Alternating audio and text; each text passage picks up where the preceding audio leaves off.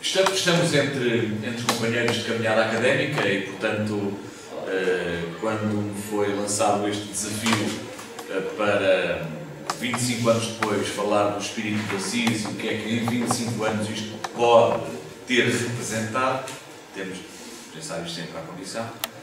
Pensei, obviamente, também na caminhada académica que temos feito. Portanto, as ideias que vou aqui passar são apenas uma interpretação do fenómeno, o encontro entre representantes de religiões.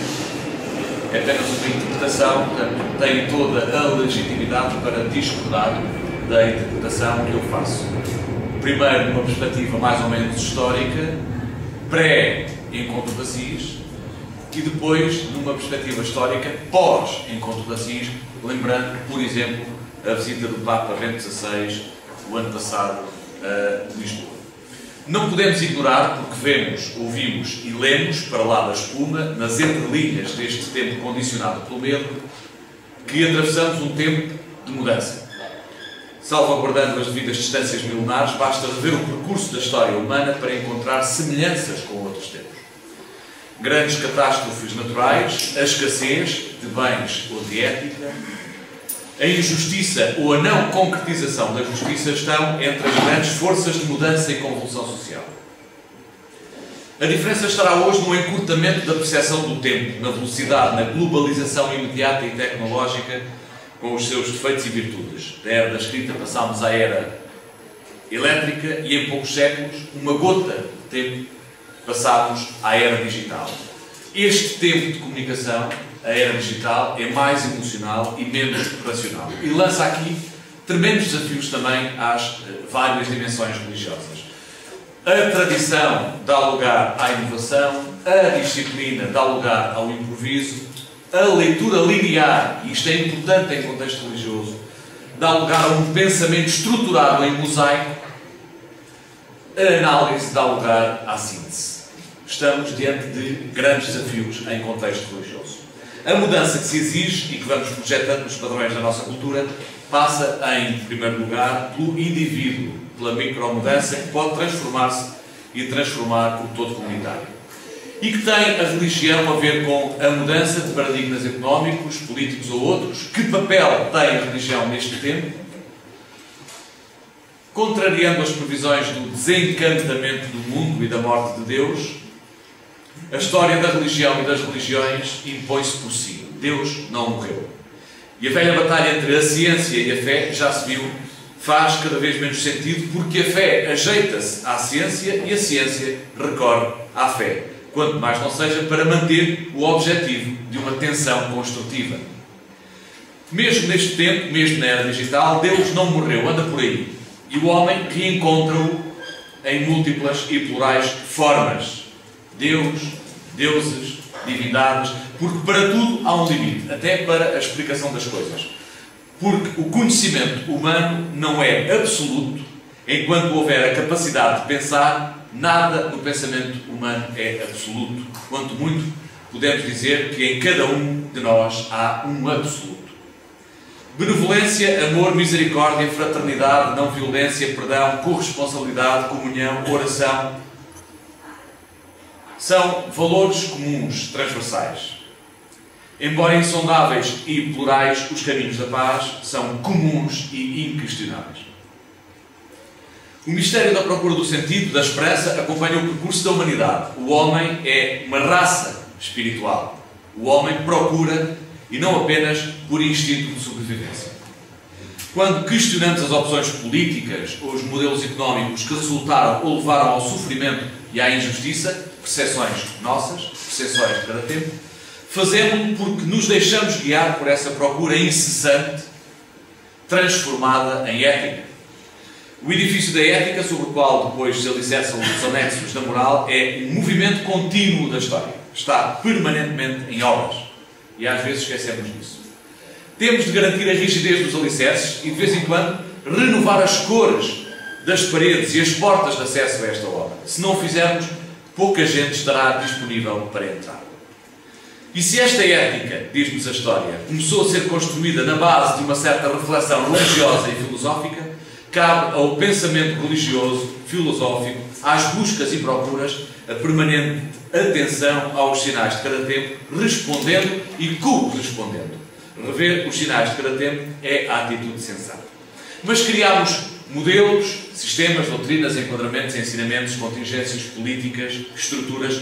Chega a pensar muitas vezes se não serão apenas mecanismos que adiam o que a essencialidade essencial de cada religião diz de forma muito nítida.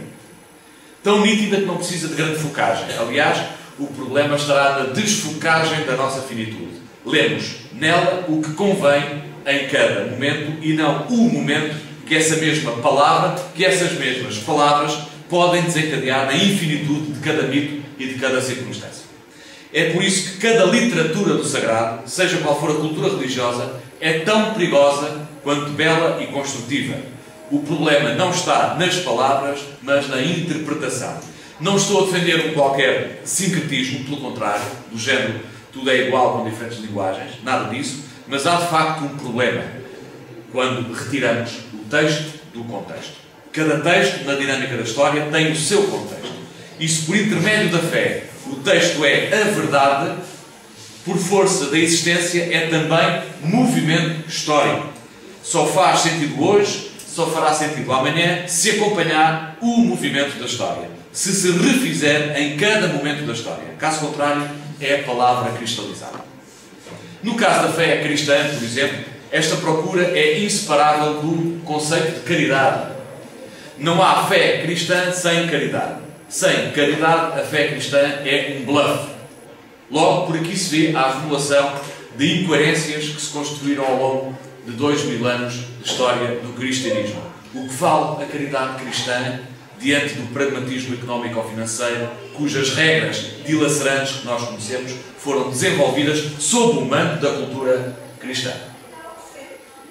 Mas esta procura, ao lado de outras procuras despidas do transcendente, trouxe-nos a mais uma encruzilhada, com os desvios próprios da fraqueza humana, seja qual for a verdade ou sem uma verdade de dimensão espiritual. A história também já nos ensinou que é no concreto da ação e da proximidade, na experiência do encontro, a fé é uma experiência, que se iniciam as pequenas grandes mudanças, tantas vezes no silêncio discreto, enfrentando a indiferença. Algumas perguntas abusando da retórica. É para o diálogo por dentro e de dentro para fora que as religiões se disponibilizam? Na certeza de que o diálogo não faz sentido se cortar a ação? Na certeza de que se a ação for motivo de escândalo e não congregar para o bem comum, há que questionar o caminho e insistir no diálogo? Qual é o patamar mais visível para estabelecermos os parâmetros deste diálogo? Pragmaticamente, diríamos a Carta dos Direitos Humanos.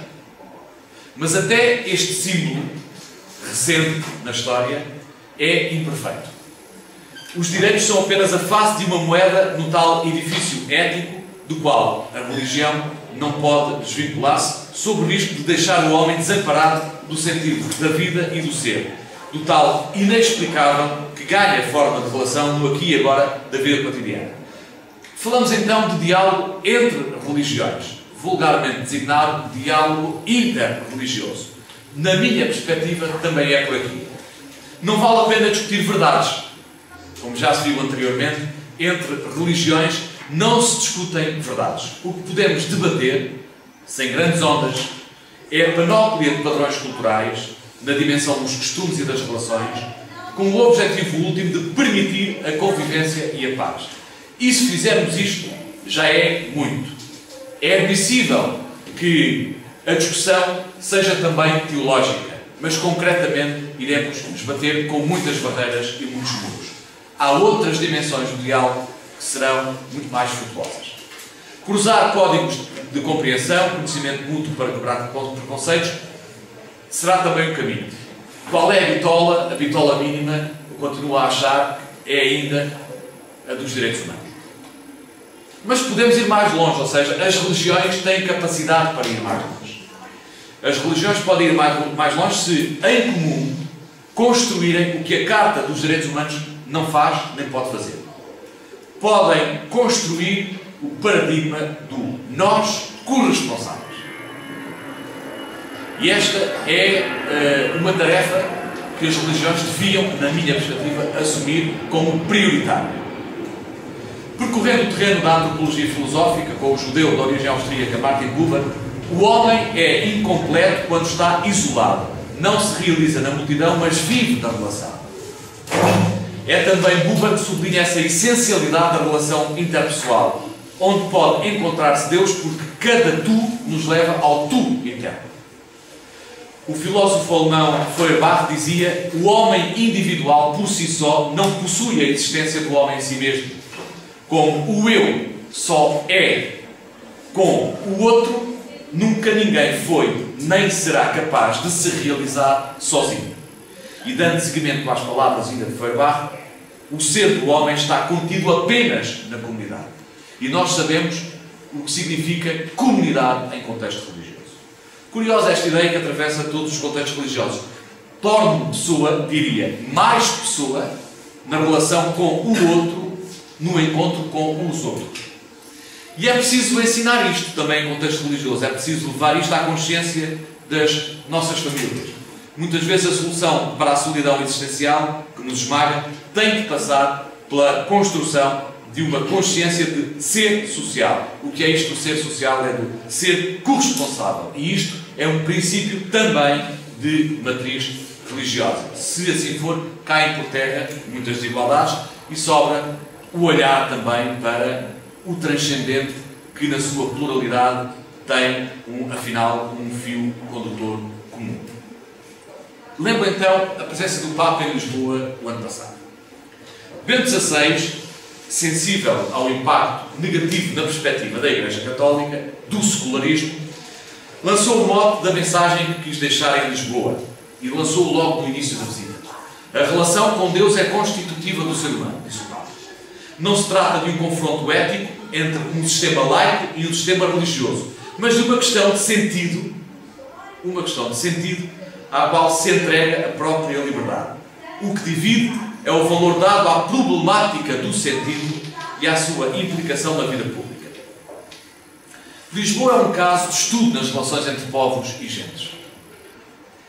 Apesar dos momentos negros da história portuguesa, devidamente documentados, Lisboa soube e sabe acolher a diferença e o diferente. Diferença cultural, social e religiosa. O povo de Lisboa, digo isto quase usando uma expressão poética, adaptou-se à circunstância geográfica e aos mundos que na coragem da aventura fez próximos. Com o horizonte atlântico a inspirar partidas e chegadas, Lisboa mantém ainda hoje o carisma como esse carisma de encontro, como uma inevitabilidade, uma boa inevitabilidade, como um desígnio. O Cardeal Patriarca, durante a presença do Papa Bento XVI, teve algumas palavras nesse sentido. O Cardeal Patriarca, curiosamente, tem sido um rosto desse debate entre vários contextos religiosos, também em Lisboa. A Isabel Bento poderá, de resto, falar sobre esse assunto. O Cardeal Patriarca e outros representantes de comunidades religiosas em Lisboa. Na saudação ao Papa, antes da celebração eucarística na Praça do Comércio, Dom José da Cruz Policarpo, que participou em muitas cerimónias ecuménicas e interreligiosas realizadas na cidade, disse esta coisa interessantíssima.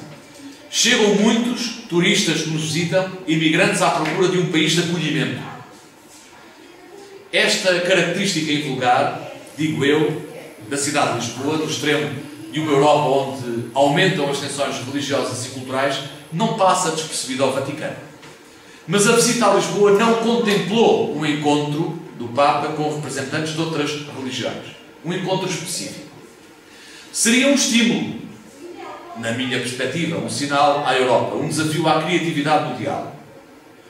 A organização entendeu não contemplar tal momento, perdeu-se, na minha perspectiva, uma oportunidade, mas Bento XVI acabou depois por se encontrar com representantes de várias religiões num encontro de caráter cultural em Belém, no Centro Cultural de Belém. Curiosamente, meses depois da visita a Lisboa, Bento XVI teve esse momento específico, esse espaço específico em Londres. Curiosamente, Londres, como nós sabemos, é uma cidade de tensão religiosa. Lisboa não é uma cidade de tensão religiosa.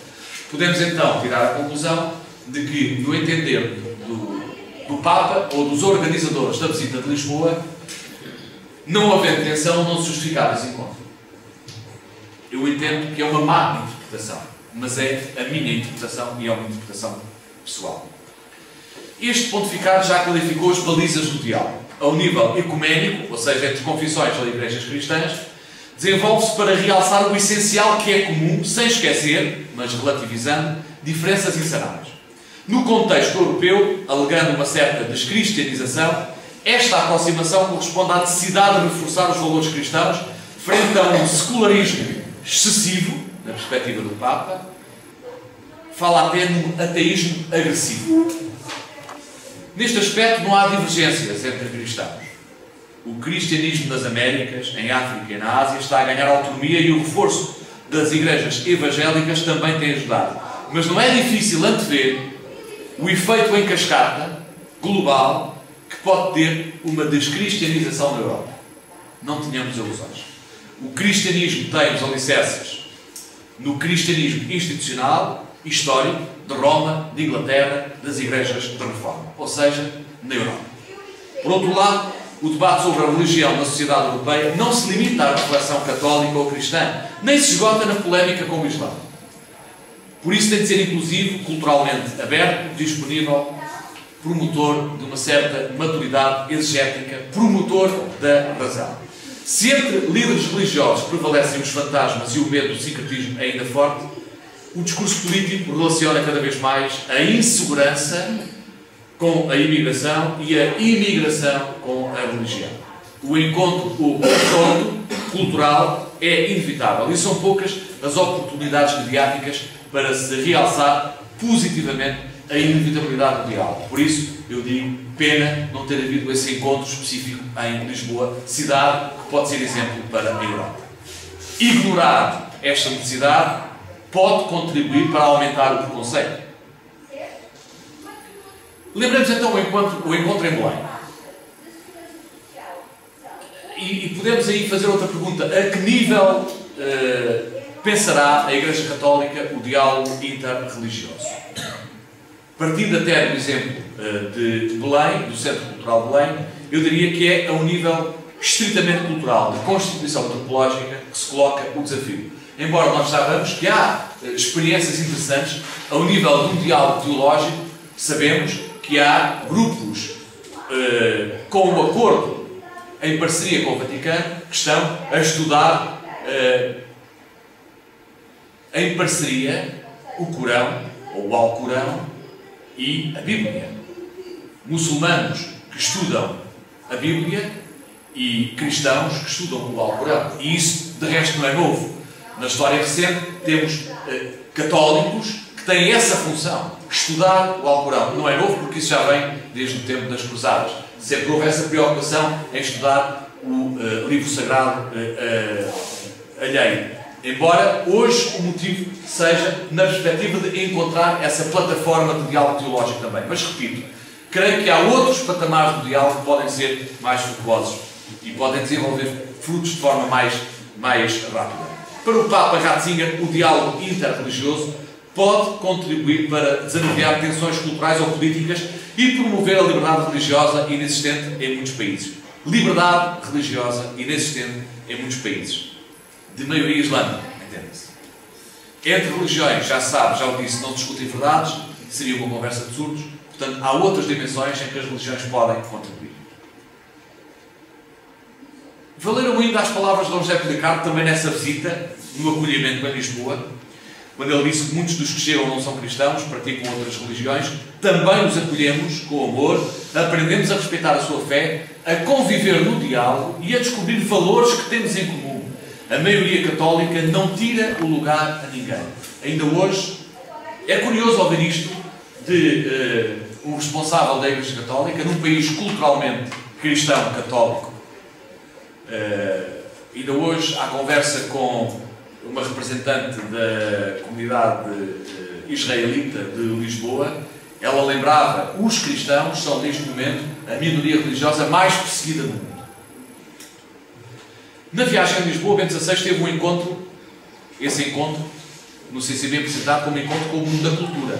Por isso eu entendo que, na perspectiva da Igreja Católica, o diálogo interreligioso é, acima de tudo, um diálogo que se coloca ao nível cultural e antropológico. Citando o discurso que fizeram num encontro com os artistas na Capela Sistina em novembro de 2009, Bento XVI, nesse encontro com agentes da cultura em Lisboa, incentivou, cito, os obreiros da cultura em todas as suas formas, fazedores do pensamento e da opinião, que têm a possibilidade de falar ao coração da humanidade, de tocar a sensibilidade individual e coletiva, de suscitar sonhos e esperanças, de ampliar os horizontes do conhecimento e do empenho mútuo, para não terem medo de se confrontarem com a fonte primeira e última da beleza, de dialogar com os crentes, que igualmente se sentem peregrinos no mundo e na história, rumo à beleza infinita. São frases, mesmo tiradas do contexto, deslumbram qualquer jornalista na hora de escolher o soundbite. Terá faltado, na minha perspectiva, incluir na sequência a inversão do ónus. O apelo a um diálogo sem preconceitos com os crentes. Existe também, em sentido contrário, crentes, e aqui não falo só de católicos, crentes que não tenham medo de dialogar sem preconceitos com o mundo da diferença e da indiferença, criando pontes e oportunidades. Obrigado.